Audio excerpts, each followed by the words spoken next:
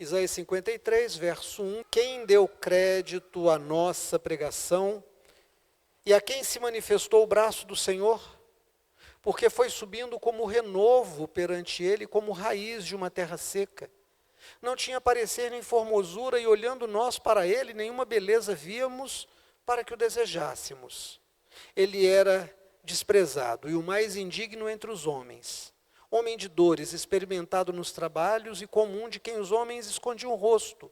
Era desprezado e não fizemos dele caso algum. Verdadeiramente ele tomou sobre si as nossas enfermidades e as nossas dores levou sobre si. E nós o reputamos por aflito, ferido de Deus e oprimido. Mas ele foi ferido pelas nossas transgressões e moído pelas nossas iniquidades. O castigo que nos traz a paz estava sobre ele, e pelas suas pisaduras fomos sarados. Todos nós andamos desgarrados como ovelhas, cada um se desviava pelo seu caminho. Mas o Senhor fez cair sobre ele a iniquidade de nós todos. Ele foi oprimido, mas não abriu a boca.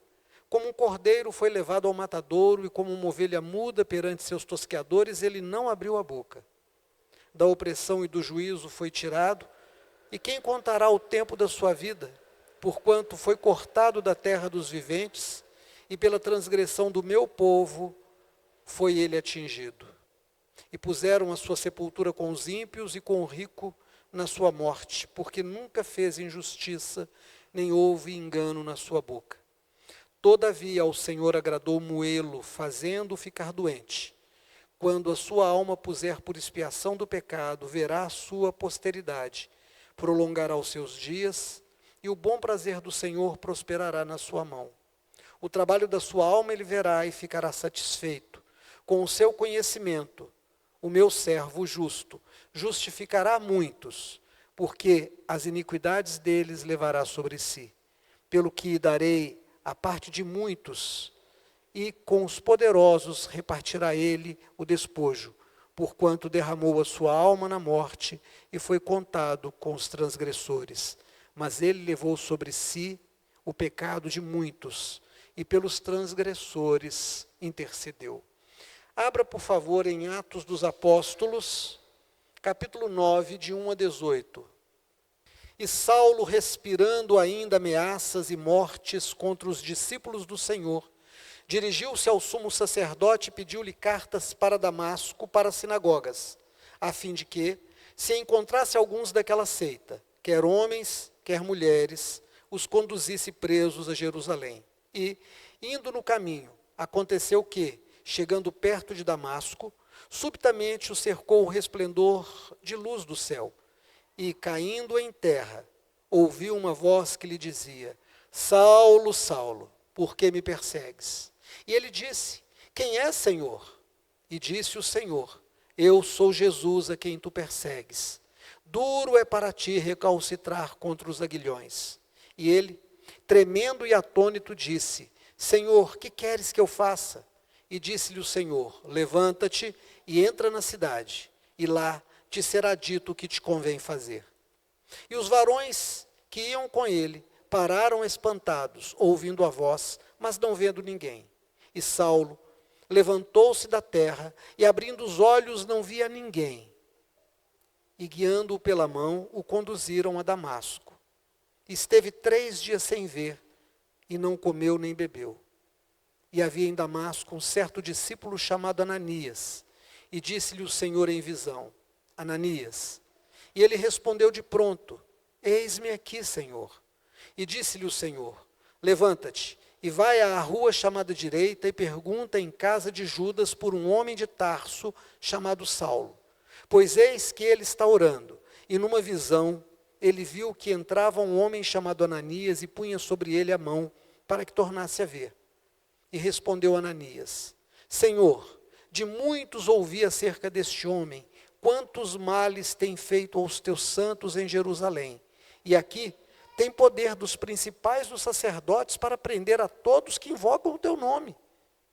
Disse-lhe, porém, o Senhor: Vai, porque este é para mim um vaso escolhido para levar o meu nome diante dos gentios e dos reis e dos filhos de Israel. E o mais importante agora, irmãos, preste atenção nesse último versículo que eu quero ler. E eu lhe mostrarei quanto deve padecer pelo meu nome. Amém. Aula de geografia. Vocês se lembram da aula de geografia na escola?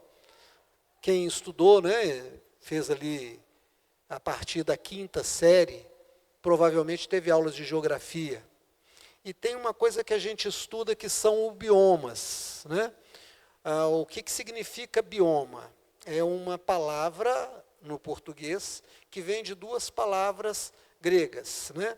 Uma é bios e a outra oikoma. Bio e oikoma, que significa vida e grupo, grupo de vida.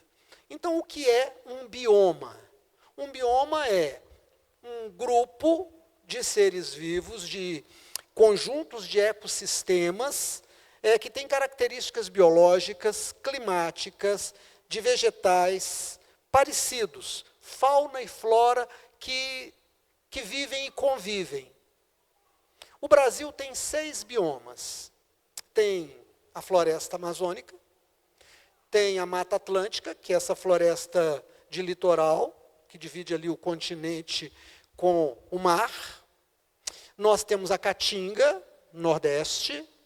Nós temos o Pantanal, sempre muito bonito, aparece na televisão, teve uma novela com esse nome. Nós temos ali pelo sul do Brasil os Pampas. O Pampa é um bioma muito especial, muito específico. E nós temos o Cerrado. O Cerrado é o 2º maior bioma brasileiro. Não é? É uma região que é o berço das águas do Brasil. As nascentes estão nessa região. O Rio São Francisco é alimentado, nasce alimentado nele.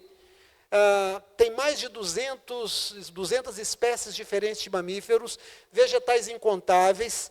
Tem uma série de frutas que são muito gostosas e de sabores bem diferentes daquilo que a gente vê aqui nos mercados normalmente.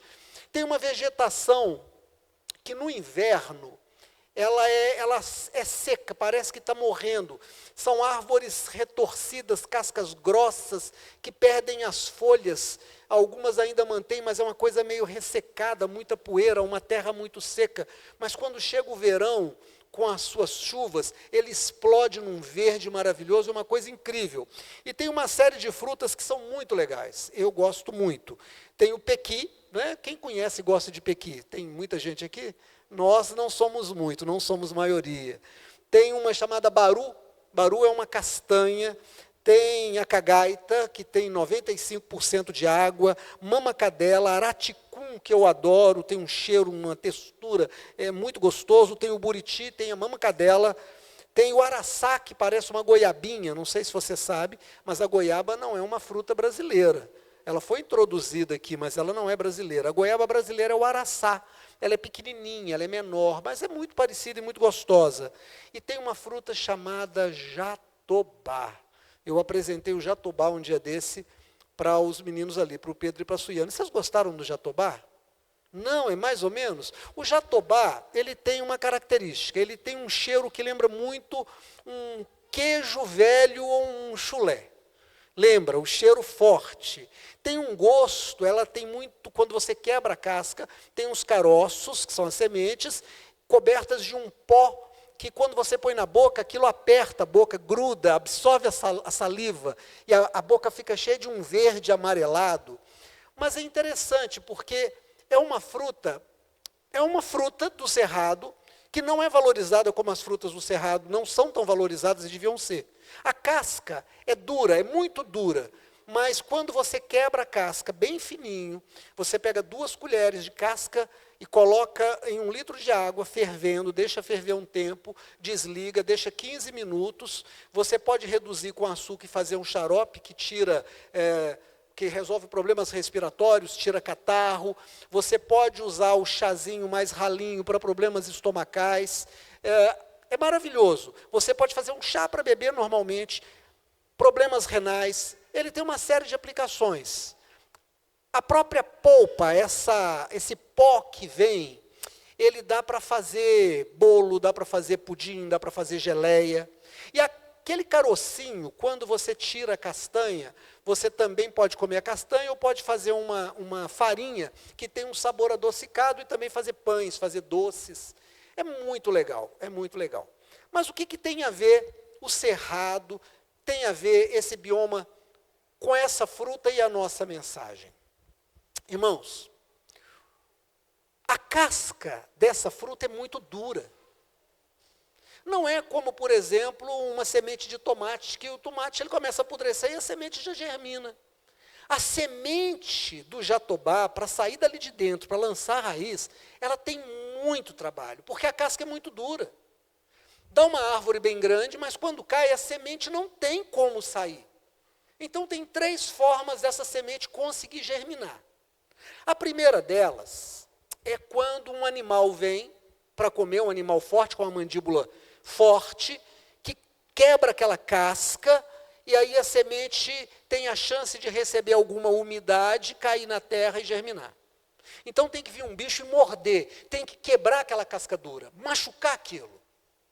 Essa é uma forma. Outra forma é quando ela cai na terra, e ela fica ali, meses, e dá fungo, e aí ela começa a amolecer, e vem o calor, e ela começa a ser abrasada, ela começa a ser desgastada, e aquela casca dura, ao longo do tempo, ela vai perdendo resistência, até que um dia ela racha um pouquinho, e a umidade entra, e enfim, aquela semente pode germinar. E a terceira forma é quando acontece um incêndio criminoso, alguém bota fogo no cerrado, ou mesmo quando um relâmpago cai e pega uma árvore seca e põe fogo no cerrado. E aí aquele fogo estoura a casca.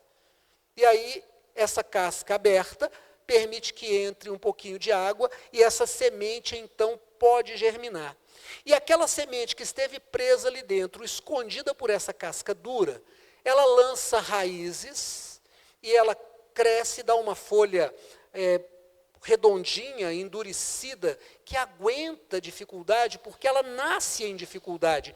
E ela cresce e se torna uma árvore de porte médio a grande. É maravilhoso perceber como é que as dificuldades são necessárias para quebrar aquela casca dura.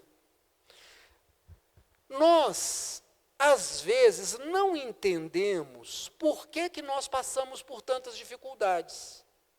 Todo mundo passa por dificuldades, uns mais, outros menos.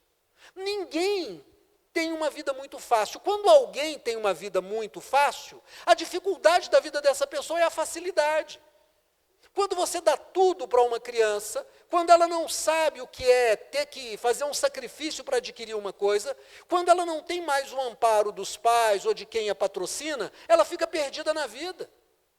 Aquela pessoa, eu me lembro quando fiz um estágio de administração numa empresa, no departamento de RH, e eu tive que fazer uma entrevista com um senhor, que era um homem na casa de 45 anos para 50 anos, e ele veio buscar emprego pela primeira vez na vida dele.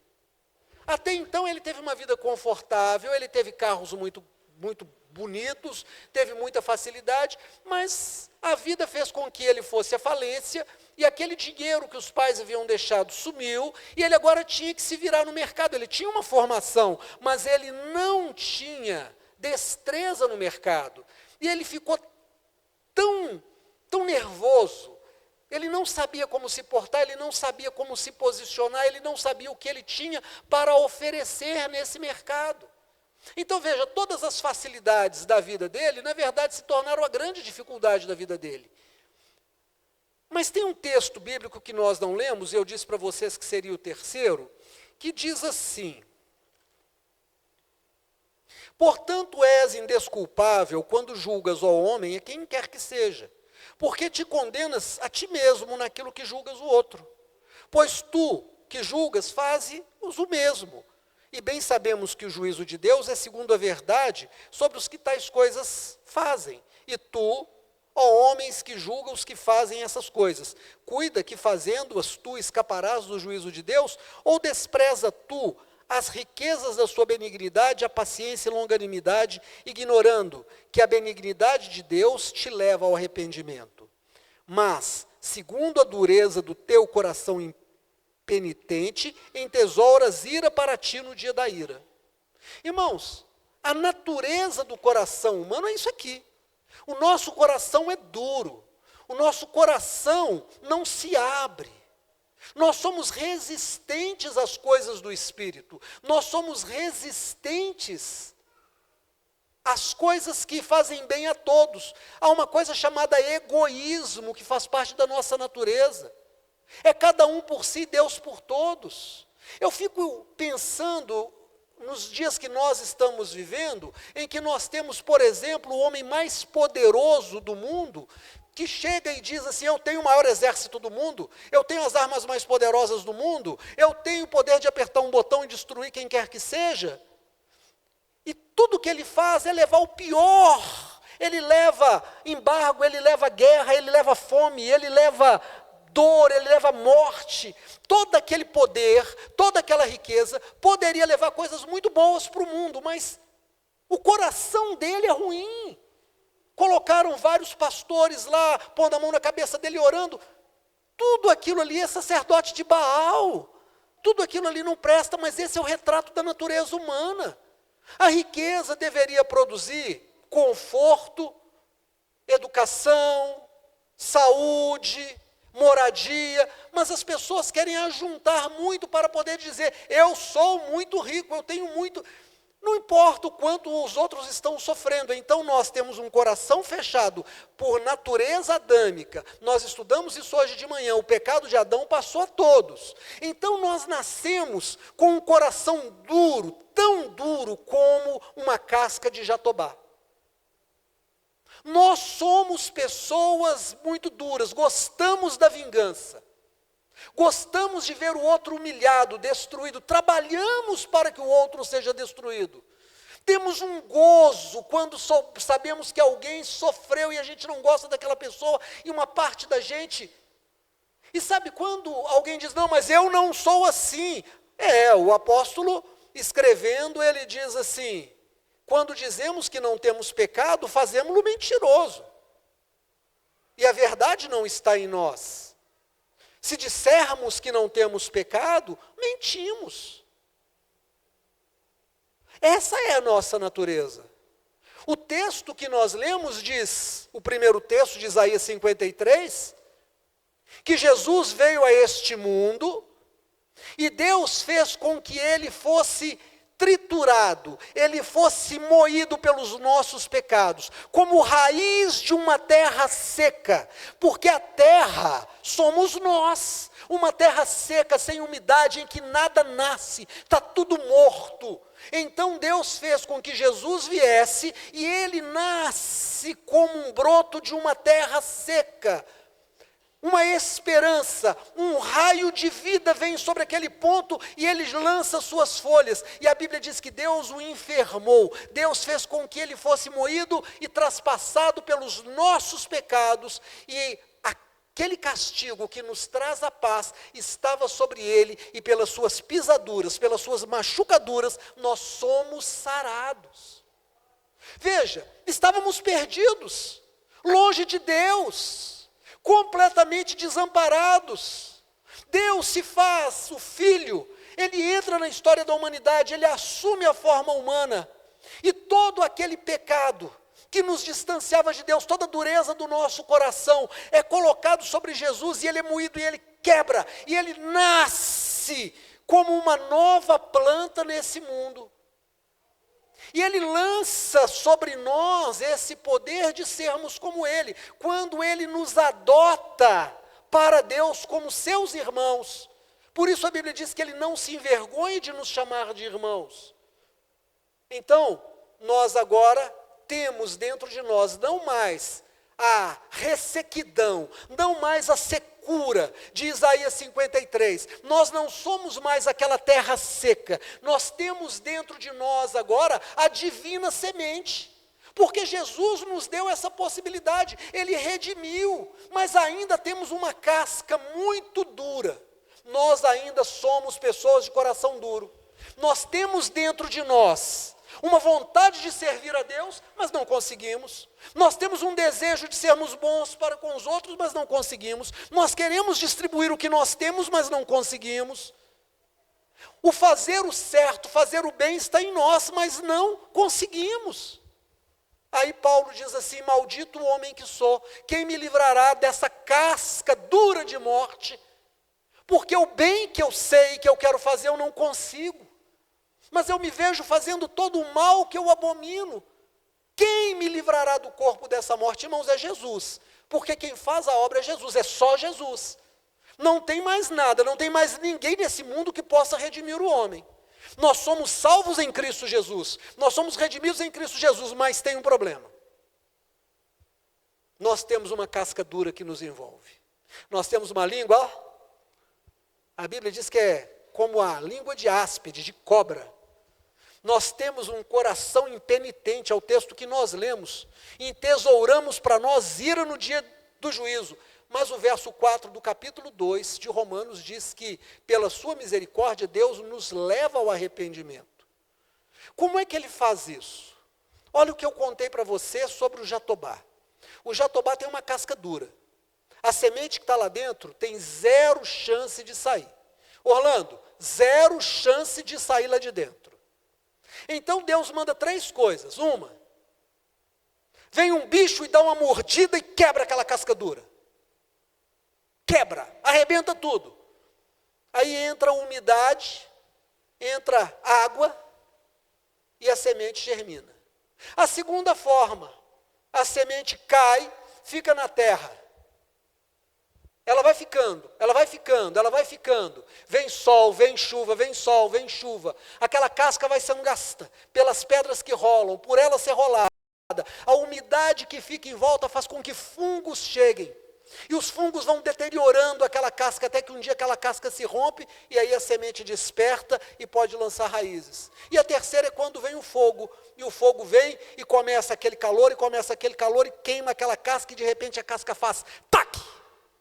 Ela abre e a semente pode.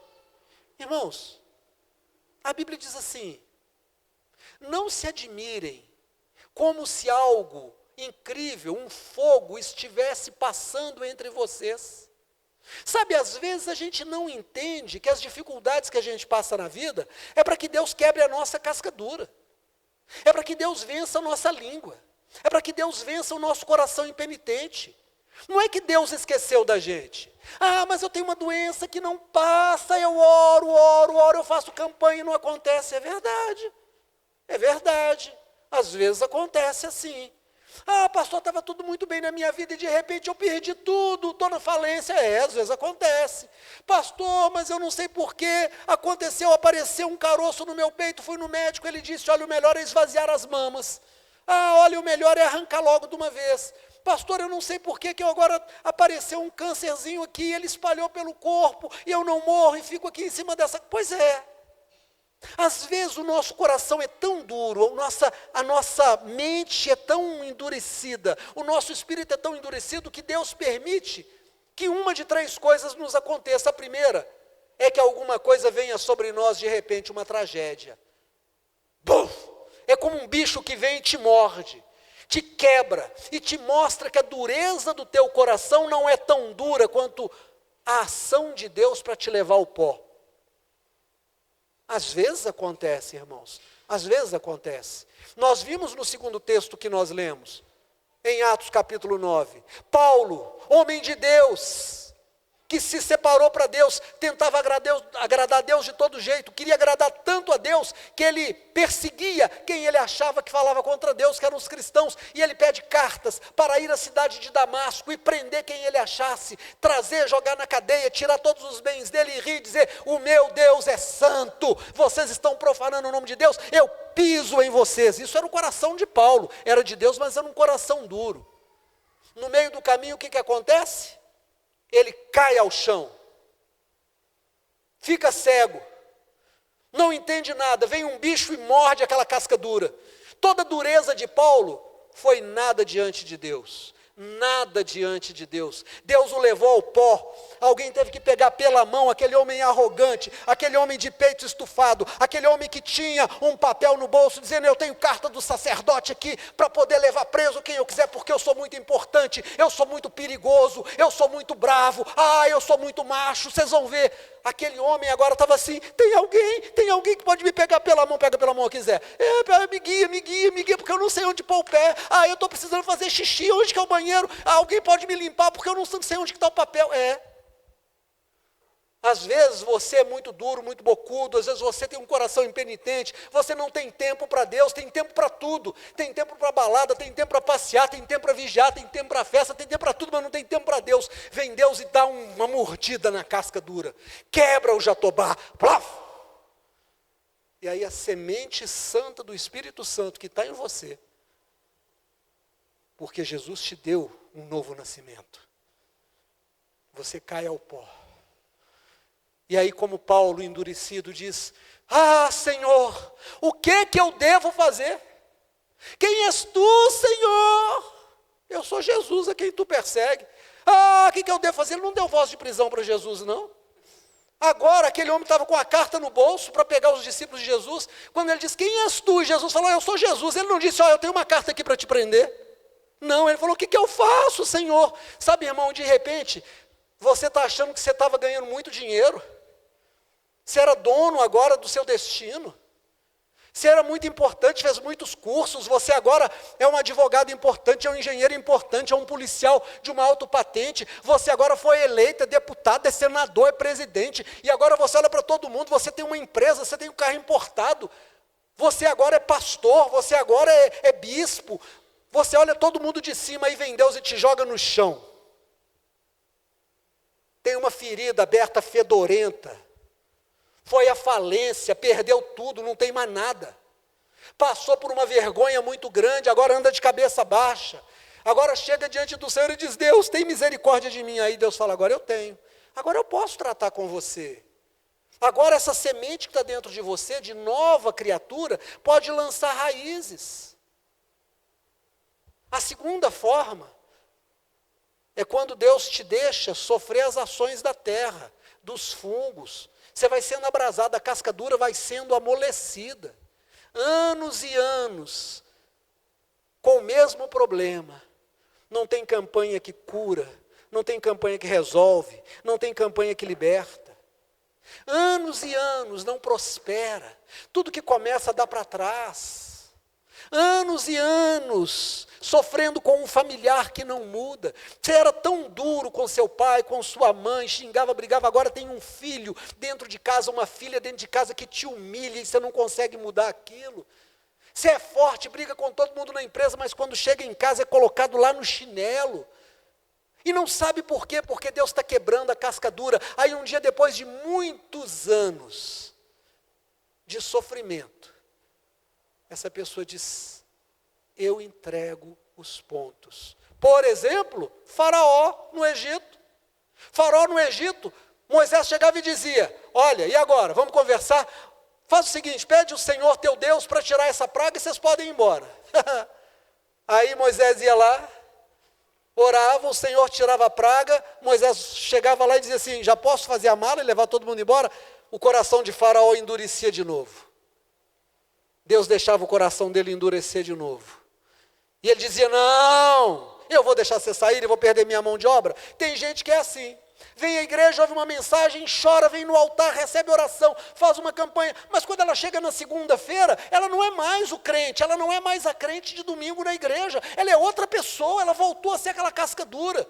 Aí vem a segunda praga, e vem a terceira praga, e vem a quarta praga, até que no final, quando Deus dá o golpe decisivo, aquela pessoa diz: vai Deus, faz a tua vontade, porque eu descobri depois de 30 anos de sofrimento, depois de 40 anos de sofrimento, eu descobri que eu não sou nada. Eu te agradeço, porque o Senhor me suportou na minha dureza de coração todos esses anos. Aí ela se converte, e aí Deus resolve o problema, e às vezes até leva a pessoa de uma vez só, para ela não pecar de novo. A terceira forma é o fogo. O fogo é uma coisa que começa pequenininha e que vai se alastrando. Quando o fogo está no começo, sabe o que a gente pensa? Eu dou conta de apagar. Quando o fogo começa, a gente pega um pano e bate, a gente sopra, a gente busca um balde d'água e joga, a gente pega um extintorzinho, mas de repente aquele fogo vai aumentando, vai aumentando, vai aumentando, e você corre, porque se não correr, morre queimado, e de longe você olha tudo aquilo que você tinha ser destruído. Às vezes, uma coisa começa pequena na sua vida e você, não, isso aqui é a coisa que eu resolvo rapidinho, e não converte o seu coração. E a coisa vai aumentando, e você não toma jeito. E aquilo aumenta, e você não se arrepende. E aquilo aumenta, e você não se arrepende. E de repente, tudo que você achou que tinha foi embora. Aí você cai em você. É o filho pródigo. Aquele filho pródigo, ele saiu com uma fortuna na mão. Começou a gastar dinheiro. Ele falou, tem problema não, eu ainda tenho muito. Gastou mais um bocado. Ele falou, mas o que eu tenho ainda dá. Gastou mais que a metade. Ele falou, não, mas qualquer coisa eu ainda tenho uma segurança. Gastou tudo. Ele falou, mas eu tenho força para trabalhar. Gente, o orgulhoso é assim. Ele não dá o braço a torcer, a língua, o jeito. Eu ainda dou um jeito. Ele falou, eu ainda tenho força para trabalhar. Não preciso do dinheiro que veio do meu pai. Isso aqui, eu tenho cabeça, eu sou inteligente. Foi arrumar emprego. Eu imagino ele chegando lá e disse, tem emprego de gerente aqui, dessa granja de porcos? Aí o cara falou, tem não. Tem de, sei lá, contador? Não, também não tem não. Tem de vendedor? Não. Tem de cuidador de porco? Tem. Cuidador de porco. Pegava balde de lavagem e levava para dar para os porcos. E aí ele olhava para aquelas bolotas que vinham às vezes na lavagem, e a Bíblia diz que ele tinha vontade de comer aquela bolota. Olhava para um lado, olhava para o outro, quando ele levava a mão, alguém dizia, opa, isso é do porco, não é seu não. O porco era mais importante do que ele. Era o fogo que começou lá, comendo o dinheiro que ele levou, que ele confiou no dinheiro, na saúde, nos amigos, na importância, no cartão de crédito, nos títulos, e foi perdendo, até chegar naquele ponto. Quando ele perdeu tudo, ele caiu em si e disse, o que eu estou fazendo? Vou voltar para a casa do meu pai, lá os trabalhadores têm pão com fartura, e eu vou dizer para ele. Aí ele mudou, a divina semente quebrou a casca dura e pôde sair. Ele disse, eu vou pedir que ele me perdoe e me trate como um empregado, porque eu não sou digno de ser chamado de filho. Então, irmão, às vezes, nem sempre, mas é importante considerar a possibilidade, e considerando a possibilidade, eu preciso olhar para a minha vida, e olhar para a minha vida olhando para trás, e não olhar para a minha vida para frente. Porque quando eu olho para a minha vida para frente, eu tenho sonhos. Eu quero isso, eu quero aquilo, eu quero ser assim, eu só tenho sonhos bons. Mas quando eu olho para trás, e eu digo assim, gente, quantas pessoas eu maltratei? Quantas pessoas eu prejudiquei? Quantas pessoas eu dei prejuízo? Quantas vezes eu deixei de fazer o bem? Quantas vezes eu pequei contra Deus? Quantas vezes eu pequei por omissão, por não fazer?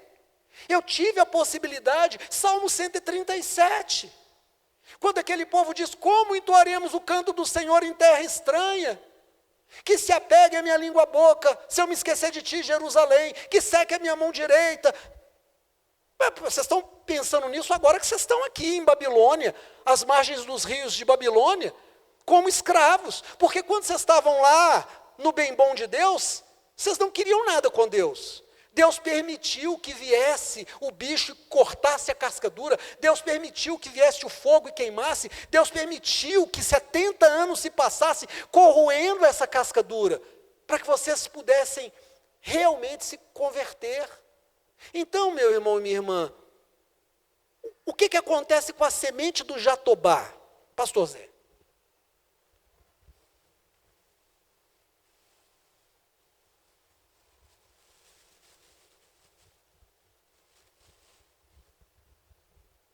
Isso aqui é um jatobá. Isso aqui é um jatobá. Essa casca dura aqui é o jatobá. Isso não quebra com facilidade.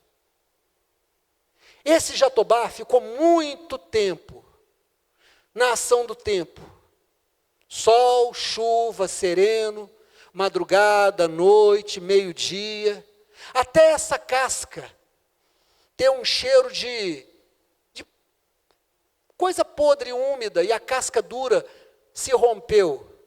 E o que tinha de melhor dentro do Jatobá pôde lançar raízes e nascer. Você tem o Espírito de Deus. O Senhor Jesus te deu o Espírito de adoção. A professora da escola dominical aqui hoje nos ensinou que nós recebemos o Espírito de adoção pelo qual invocamos Deus como Pai, Abba Pai. Essa semente está dentro de você, o Espírito Santo colocou, você é filho de Deus, você é filha de Deus, o melhor de Deus está dentro de você, mas enquanto você for uma peste, enquanto você for pecador, enquanto você for dissimulado, enquanto você for preguiçoso espiritual, enquanto você não tomar uma posição com Deus, o bicho vai quebrar a casca dura, o tempo vai passar com sofrimento até romper a casca. Vai acontecer do fogo se alastrar e começar a queimar as suas coisas, até queimar tudo, até o ponto em que você se humilhe diante de Deus, como Faraó se humilhou, como Paulo se humilhou, como o filho pródigo se humilhou. E eu disse, quando nós lemos Atos 9, o verso mais importante dessa mensagem foi o último de Atos 9, o verso 18. Que o Senhor Deus disse para Ananias assim: eu mostrarei para Saulo o quanto importa sofrer pelo meu nome. Talvez Deus diga: eu vou mostrar para o Ademir o quanto importa sofrer pelo meu nome. Talvez Deus diga para o Zé Gomes, talvez Deus diga para a Rosane, talvez Deus diga para a Amanda Correia, talvez Deus diga para a Fabiana, talvez Deus diga para o Wesley, talvez Deus diga para a Gabi, talvez Deus diga para a Patrícia, talvez Deus diga para o Mateus, o quanto importa a você sofrer pelo meu nome. Então, quando você estiver passando por uma dificuldade, meu irmão, use de sabedoria espiritual.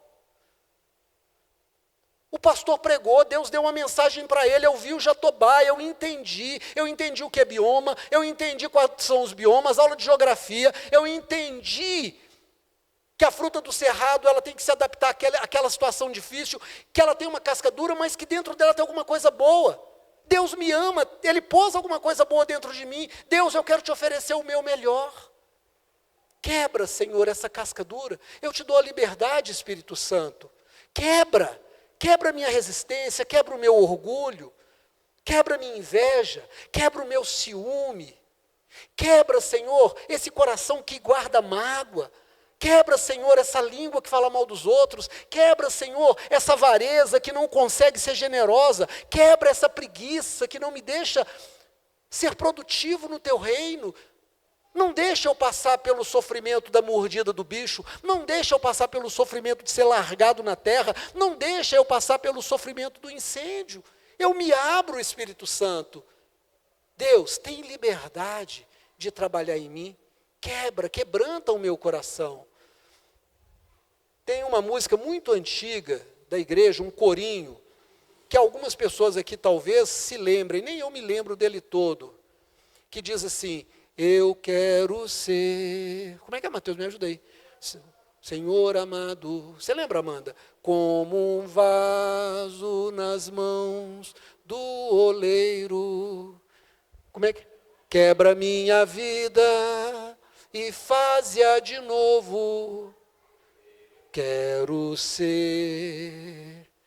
Senhor amado... Como um vaso... Irmão, às vezes, quando o nosso coração é duro demais, a gente não faz essa oração. Senhor, eu não quero que o Senhor me quebre. Meu orgulho, o Senhor sabe com quem o Senhor está falando?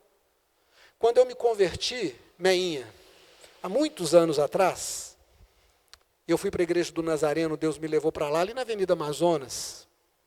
Eu assisti uma peça de teatro, em que um rapaz morreu, e ele era muito importante na igreja, e ele chegou no céu.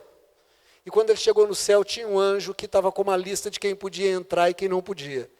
E aí ele passa na frente de todo mundo na fila, ele vai passando e dizendo, certamente tem um lugar para mim aqui muito importante. E ele chega para o anjo e diz assim, procura, doutor Roberval. Aí o anjo procura e diz, não tem doutor Roberval aqui. Não tem nem Roberval, que dirá de doutor. Não, essa lista sua está errada. Chama seu chefe que eu quero conversar com ele. Olha, falando com o anjo na porta do céu. E aí eles procuram lá no arquivo e dizem, mas o seu lugar não é aqui. Ele diz, como não? Você sabe com quem você está falando? Eu fui bispo. Eu expulsei demônios. Eu dei grandes somas para a igreja. Eu preguei sermões memoráveis. Eu fiz viagens missionárias. Eu. E o anjo na porta do céu só olhando e ouvindo. E quando ele terminou de dizer, o anjo disse, com esse eu desse tamanho, você não consegue entrar aqui. Não tem jeito. Sabe, irmão, às vezes o nosso eu é muito grande para a gente reconhecer que em vez de ficar olhando só para frente, igual a gente gosta, eu tenho que olhar para trás para dizer, onde é que eu tenho errado? Senhor, eu tenho já maturidade espiritual para dizer, eu não quero passar por esse sofrimento todo. Eu sei que o Senhor não quer que eu passe. Que o Senhor vai me deixar passar para eu aprender. Como o filho pródigo, o pai nunca quis que o filho pródigo passasse por tudo aquilo, mas deixou esse sofrimento todo. Olha aqui para mim, você que tem uma doença que não cura, ou tem uma doença atrás da outra, você que tem uma perda atrás da outra, um prejuízo atrás do outro, você que erra o tempo todo, você que começa e toma tombo, põe a mão na consciência, olha para trás, diz onde é que eu tenho falhado com Deus. Não, Senhor, quebra esse vaso e faz de novo. Eu quero ser, Senhor amado, como um vaso nas mãos do oleiro. Quebranta, Senhor, quebra a minha vida e faz de novo, até que eu esteja perfeito, em nome de Jesus. Amém? Paulo só virou Paulo porque deixou de ser Saulo. Deus quebrou o vaso Saulo e fez um vaso Paulo. Quem sabe, né? Deus vai quebrar o vaso Ademir e vai fazer um vaso Admir. Pode ser, né? Vai quebrar a Fabiana e fazer só a Fabi, sem a Ana. Pode ser. Quem sabe o que Deus tem para fazer nessa noite, começando hoje. Vamos ficar de pé em nome de Jesus?